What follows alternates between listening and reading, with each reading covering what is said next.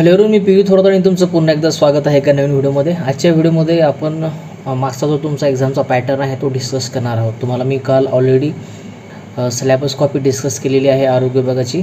तुमच्यापैकी बरेच जणांना कन्फ्युजन होतं की DMRची जी सिलेबस कॉपी आहे ती सिलेबस कॉपी आहे ती। तर एक गोष्ट तुम्हाला व्हिडिओ चालू करण्याच्या पहिले क्लिअर करतो। DMRनं जी तुम्हाला आन्सर की दिली सिलेबस कॉपी दिली होती तर ती सिलेबस कॉपी आरोग्य विभागाची सेम टू सेम कॉपी केलेली किंवा फॉलो केलेला सिलेबस तो होता। तुम्हाला मी ते आजच्या व्हिडिओमध्ये पहिल्यांदा लाईव्ह दाखवून देईल की काल आपण जो सिलेबस शेअर केलेला आहे, भले ते DMRच्या सिलेबसमधून तुम्हाला मी सांगितलं, पण DMRचा सिलेबस आणि तुमच्या 2021चा आरोग्य विभागाचा सिलेबस दोन्ही सिलेबस एकच आहेत, लाईन टू लाईन एकच आहेत। मी तुम्हाला आता ते स्क्रीन एका स्प्लिट करून तुम्हाला दाखवून देईल दोन्ही लाईव्ह सिलेबस की 2021चा आरोग्य विभागाचा सिलेबस कसा होता आणि DMRचा सिलेबस कसा आहे। सेम टू सेम सिलेबस आहेत, फक्त तुमच्या कन्फर्मेशनसाठी तुम्हाला एकदा लाईव्ह मी दोन्ही सिलेबस दाखवून देईल। आणि तुमची जी एक्झाम सांगितल्याप्रमाणे TCS कंडक्ट करणार आहे। मागच्या DMRच्या एक्झाम्स तुमच्या TCSने कंडक्ट केल्या होत्या आणि TCS तुमची आता आरोग्य विभागाची एक्झामसुद्धा कंडक्ट करेल। काल सांगितल्याप्रमाणे मी तुम्हाला सांगितलं होतं की पेपरचं तुम्हाला मी ॲनालिसिस देईल। तर DMRनं ज्या एक्झाम घेतल्या होत्या तुमच्या टाटा कन्सल्टन्सीने DMRच्या फार्मसीच्या, तर त्याचा एक पेपर घेतलेला आहे मागच्या एक्झामचा पहिल्या शिफ्टचा, ते आपण डिस्कस करूयात। पूर्ण सब्जेक्ट डिस्कस न करता फक्त एक सब्जेक्ट आपण डिस्कस करूयात, म्हणजे 1 बाय 1 तुम्हाला बाकीच्या गोष्टी मला डिटेलमध्ये कवर करता येतील। महत्त्वाचे टॉपिक्स, महत्त्वाचे पुस्तकं, सगळ्या गोष्टी मला डिटेल सांगता येईल। त्याच्यामुळे फार्मसी टॉपिकमधील फक्त आपण कोलॉजीचा महत्त्वाचा सेक्शन आपण घेऊयात। कोलॉजीला आपण 2-3 टॉपिक्समध्ये वेगवेगळ्या डिवाईड केलेला आहे। तुम्हाला मी डिटेलमध्ये सांगेन की कुठल्या टॉपिकवरती कोलॉजीमध्ये कसे प्रश्न विचारलेत, कोलॉजीवरती कसे प्रश्न विचारलेत, तुमचं क्लासिफिकेशन असेल, जनरल कोलॉजी असेल, कोर फार्मॅकोलॉजी असेल, कशा प्रकारचा पॅटर्न पूर्ण असणार आहे। तर सगळ्या महत्त्वाच्या गोष्टी एका ठिकाणी नोट डाऊन केलेल्या आहेत।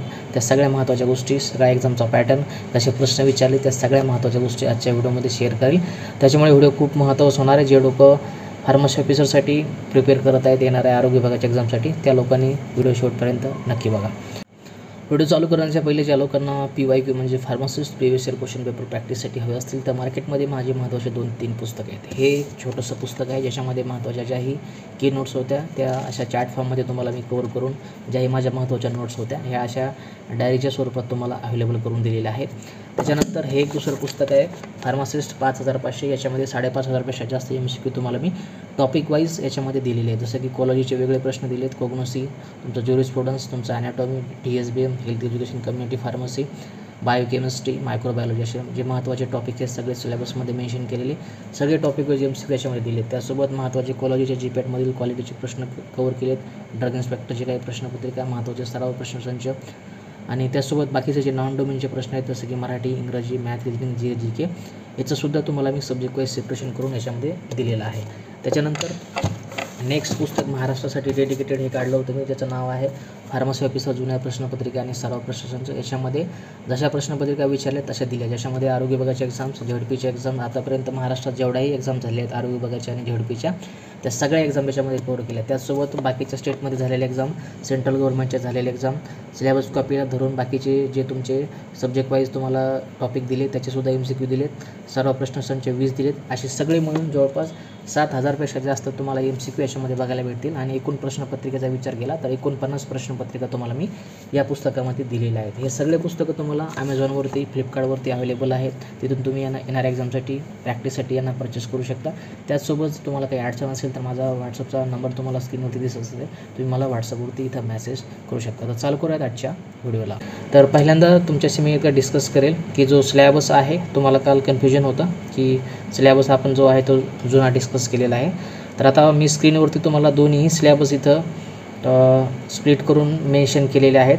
हा जो पहिला सिलेबस तुम्ही इथं बघत असाल तर हा DMRने दिलेला सिलेबस आहे आणि हा जो इथे कलरफुल सिलेबस तुम्हाला दिलेला आहे मी, तर हा आरोग्य विभागाचा 2021चा सिलेबस आहे। तर इथं चेक करा। आता पहिल्यांदा दोन्ही ठिकाणी इंग्रजीचा सेक्शन दिला आहे।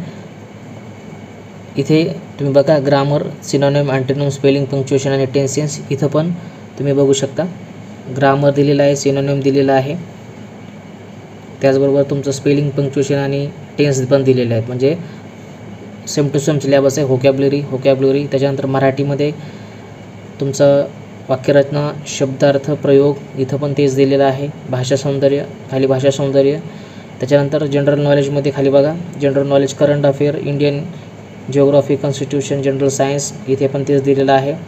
आता सगळ्यात खाली आल्यानंतर आपलं फार्माचं सेक्शन दिलेलं आहे बघा, औषध निर्माता, खाली रिलेटेड नॉलेज, जनरल फार्मॅकॉलॉजीपासून इंडियन फार्माकोपिया, शेवटचा पॉईंट बघा, इसेन्शियल ड्रग लिस्ट, आणि इथंसुद्धा इसेन्शियल ड्रग लिस्ट, ज्याच्यामध्ये डिसइन्फेक्टंट, GMP लक्षात येते.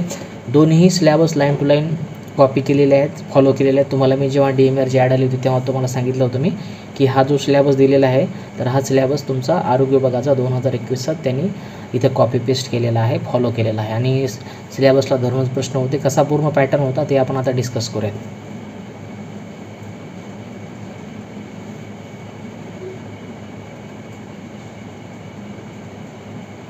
सिलॅबस डिस्कस केला मी तुम्हाला काल. सिलॅबस कॉपी ऑलरेडी टेलिग्राम चॅनलला टाकलेल्या आहेत. टेलिग्राम चॅनलचं नाव आहे आयडियल फार्मसी कोचिंग, तिथून तुम्ही सिलॅबस कॉपी डाउनलोड करून घ्या. तर आता हा आपण सिलॅबस पेपर पॅटर्न बघतो आहे. DMRचा पहिली शिफ्ट जी झाली होती तुमच्या मागच्या 1 ते 1.5 महिन्यापूर्वी तुमच्या एक्झाम झाल्या होत्या, DMRच्या मेरिट लिस्टसुद्धा लागलेली आहे. ती एक्झाम तुमची घेतली होती TCSने, आणि आतासुद्धा तुमची आरोग्याची एक्झाम TCS घेणार आहे. तर आता आपण बघूयात पेपरचा पॅटर्न कसा होता. तर इथं प्रश्नपत्रिका मी तुम्हाला फक्त फार्मसीचे महत्त्वाचे जे प्रश्न आहेत त्याचे डोमेनचे प्रश्न एका ठिकाणी इथं नोट डाऊन केलेले आहेत. आपण ते प्रश्न आता डिस्कस करूयात.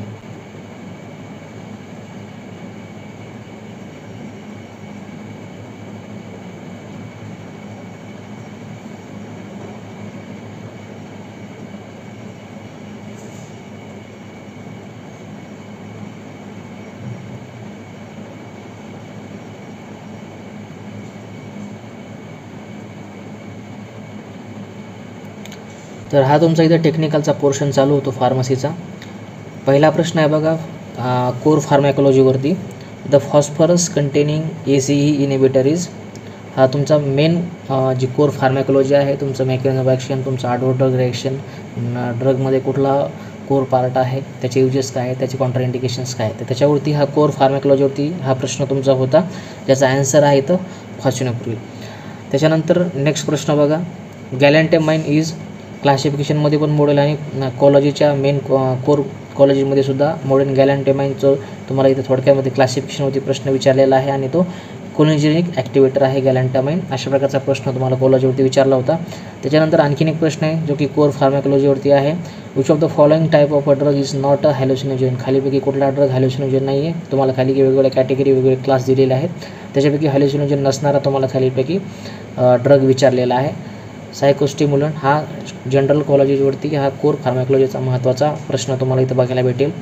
त्याच्यानंतर नेक्स्ट बघा प्रश्न कोर फार्मॅकॉलॉजीवरतीच आहे. The specific category of the drug used for the congestive heart diseases, congestive heart डिसीजमध्ये खालीपैकी कुठल्या टाईपचे ड्रग यूज केले जातात. कार्डियक ग्लायकोसाइड, हा इन फार्मॅकॉलॉजीमध्ये पण येईल आणि तुमचा फार्मॅकोग्नोसीमध्ये सुद्धा येईल, त्याच्यामध्ये सुद्धा कार्डियक ग्लायकोसाइड्स आहेत.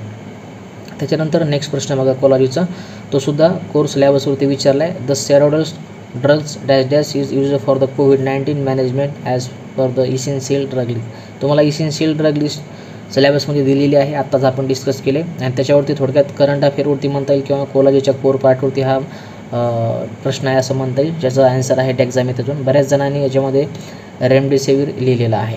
नेक्स्ट प्रश्न बघा कोर फार्मॅकॉलॉजीचा आहे, सॅलिसिलेट इंड्यूस. तर हा जनरल कॉलॉजीमध्ये थोडक्यामध्ये मोडून, कारण ॲडव्हर्स ड्रग रिॲक्शनचा हा महत्त्वाचा टॉपिक आहे जो केमोथेरपीमध्ये येईल. Adverse drug reaction, antidote, Contra indication, types of, तुमची जे आणखीन एक महत्त्वाचे टाईप्स आहेत ADRचे, तर ते महत्त्वाचे टॉपिक 4 ते 5 एक्झामच्या दृष्टिकोनातून खूप महत्त्वाचे आहेत, ते काळजीपूर्वक करून घ्या. त्याचा ॲन्सर आहे पेप्टिक अल्सर. त्याच्यानंतर कोर फार्मॅकॉलॉजीवरती आणखीन एक सब्जेक्ट आहे, the severity of the adverse drug reaction which is potentially life threatening is category as severe, correct answer आहे. त्याच्यानंतर नेक्स्ट फार्मॅकॉलॉजीचा प्रश्न बघा, इन फार्मॅकोडायनामिक इंटरॅक्शन नायलॉक्झोन अँटॅगोनायसिस. इथं तुमचा ॲडव्हर्स ड्रग रिॲक्शनचा हा महत्त्वाचा टॉपिक आहे, अँटीडोट्स वगैरे, त्याच्यावरती हा प्रश्न आहे. आणि अँटीडोट्स हा असा टॉपिक आहे फार्मॅकॉलॉजीवरचा, त्याच्यावरती 100% प्रत्येक फार्मसी ऑफिसरच्या एक्झाममध्ये प्रश्न विचारले जातात. सेंट्रल गव्हर्नमेंटच्या CGC असेल, ESIS असेल, RRB असेल, त्यांचा तर हा खूप आवडता टॉपिक आहे तुमचा ॲडव्हर्स ड्रग रिॲक्शनमधील अँटीडोट्स वगैरे. तर हे एक टॉपिक, याचे महत्त्वाचे अँटीडोट्स पाठ करून ठेवा, तुम्हाला मी ते शेअर केले टेलिग्रामवरती. ॲन्सर आहे मॉर्फिन. त्याच्यानंतर नेक्स्ट प्रश्न बघा कोर फार्मॅकॉलॉजीवरती आहे, which of the following anti allergic drug use in the anaphylaxis detection from the ileum 2015. Indirectly म्हणता येईल थोडक्यात करंट अफेअर्सशी कोलॉजीशी रिलेटेड प्रश्न आहे. 4 नंबरचा ऑप्शन इथं करेक्ट आहे. त्याच्यानंतर नेक्स्ट प्रश्न बघा तुमचा कोलॉजीचा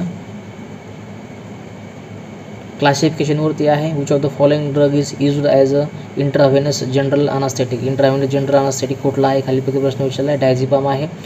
जे जनरल अनास्थेटिकचं क्लासिफिकेशन आहे त्याच्यावरती प्रश्न आहे. क्लासिफिकेशन तुम्हाला नेहमी सांगतो मी एक्झामच्या दृष्टिकोनातून खूप महत्त्वाचं आहे.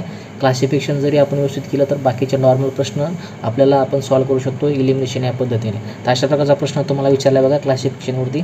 KD3 पाटील सरांचं पुस्तक करायचे क्लासिफिकेशनला, ते सोडून बाकी पुस्तक करण्याची आवश्यकता नाही. 100% प्रश्न त्याच्यामधून पडतील, बाहेर एकही प्रश्न त्याच्यात जाणार नाही. Tetracycline excreted through the GIT. Core फार्मॅकोलॉजीवरती प्रश्न आहे. टेट्रासायक्लिन कसा एक्रिट होतो GIT थ्रू. त्याच्यानंतर नेक्स्ट प्रश्न बघा जनरल फार्मॅकोलॉजीवरती.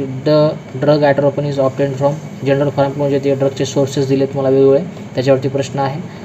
ॲन्सर आहे प्लांट सोर्स. कोर फार्मॅकोलॉजीने एक प्रश्न आहे. Which of the following drug shows the dermatological toxicity. Directly adverse drug reaction जो टॉपिक आहे त्याच्यावरती प्रश्न आहे. तुम्हाला डर्मॅटॉलॉजिकल टॉक्सिसिटी कुठला ड्रग शो करतो असं विचारलं आहे. सल्फोनामाइड त्याचं करेक्ट ॲन्सर आहे. नेक्स्ट प्रश्न बघा core pharmacology. Magnesium sulphate when applied topically as a poultice causes reduction in oedema. तर अशा प्रकारचे प्रश्न होते फार्मॅकोलॉजीवरती. काही क्लासिफिकेशनवरती होते 2 ते 3 प्रश्न. कोर फार्मॅकोलॉजीवरती, जनरल फार्मॅकोलॉजीवरती, अशा प्रकारचा पूर्ण एकंदरीत हा पॅटर्न होता. आता आपण याचं ॲनालिसिस करूयात की कुठल्या टॉपिकवरती किती प्रश्न हे विचारले गेलेले आहेत आणि एक्झामचा एकंदरीत पॅटर्न हा सिलेबसला धरून होता की सिलेबसला धरून नव्हता.